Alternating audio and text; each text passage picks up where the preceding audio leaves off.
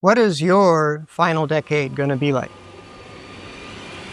The countdown has already started. You won't know exactly when your final decade begins. It might be 85 or at 65 or sooner or later, we just don't know. But when it does, you'll either be ready for it or you won't. That's why the time to prepare for it is now, while you still feel great. This is your early warning. We all have a final decade, but here's the bit that's a little bit strange. No one can pinpoint the day that it starts. Only in retrospect will that become apparent. That uncertainty really changes everything for us. You can't wait for things to turn wrong or have some sort of signal marker. You have to prepare for your final decade now while you still feel great and you've got a great runway on your way there. Hopefully you see the concept that I'm trying to get at. The final decade isn't just a number. I mean, it is 10 years long, but it's the period when your decline accelerates, sometimes quietly, sometimes suddenly. Dr. Peter Attia, a widely respected specialist on health and aging well, likes to refer to it as the marginal decade, the time when your physical and cognitive reserves start to determine your quality of life. I think he is right, and honestly, you should check him out, either here on YouTube or maybe read one of his books. It's good stuff. I will go one step further. We don't just want to delay the beginning or onset of our final decade, we want to completely reshape it. For some people, those last 10 years are filled with medications and appointments and increasing dependence on others. You know, the decline in quality of life happens early in that decade and then just drags like the entire last few years. And now for others, the ones who prepare well for it, it's a decade of movement, of clarity, of travel, of purpose. Their quality of life stays as high as possible, as deep into that last decade as possible before, you reach the end of it. It's the same 10 years for both of those people, but completely different experiences. And the difference is just in the preparation for it. Let's actually consider athletes for a minute. They literally start training 4 years in advance of the Olympics. None of them just coast along until the Olympics are right around the corner and then frantically try and catch up or look for some kind of magic supplement that's going to miraculously carry them through the games. That's not how it works. We need to do the same thing and start preparing early and having a very solid foundation as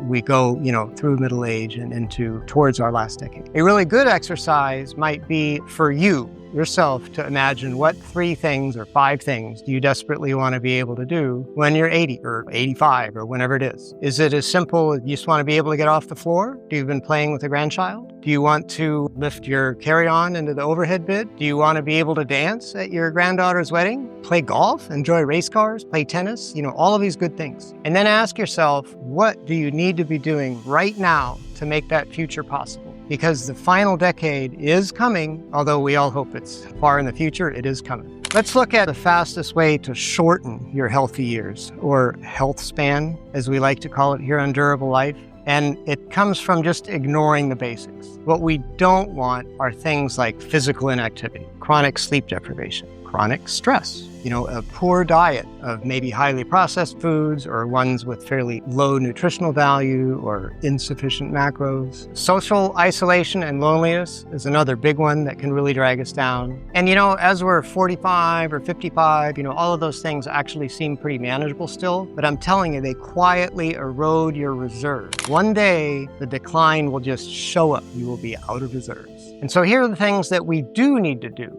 And none of these are secret or really even highly surprising. We need to do strength training. That's to fight frailty and to stay mobile. It's important for your muscles, it's important for your balance, it's important for your bone density, your confidence, etc. Strength training is huge. We should make sure that we have an appropriate amount of cognitive challenge in our life to keep your brain sharp and adaptive. I may actually make an entire video on this topic. I think this is probably a pretty good one, how to avoid cognitive decline. Quality sleep, and enough of it, is very important to kind of reset your hormones and clear brain waste. Metabolic health is important to avoid diseases and preserve energy. Metabolic flexibility is one that's not spoken of quite as often. This is your body's ability to switch between burning carbs and fat for energy, depending on what you're eating and what you're doing. When you're metabolically flexible, your body knows, I should burn carbs, when I'm sprinting or eating sugar or something like that. And to burn fat when you're fasting or sleeping or just kind of doing light activity. It's kind of like having a well-tuned hybrid engine. Your body just runs efficiently no matter what the fuel source is. Having a community to guard against a decline in your spirit makes a huge difference in your quality of life. None of these things are hacks. They're just the foundation. They're things we should all be doing as we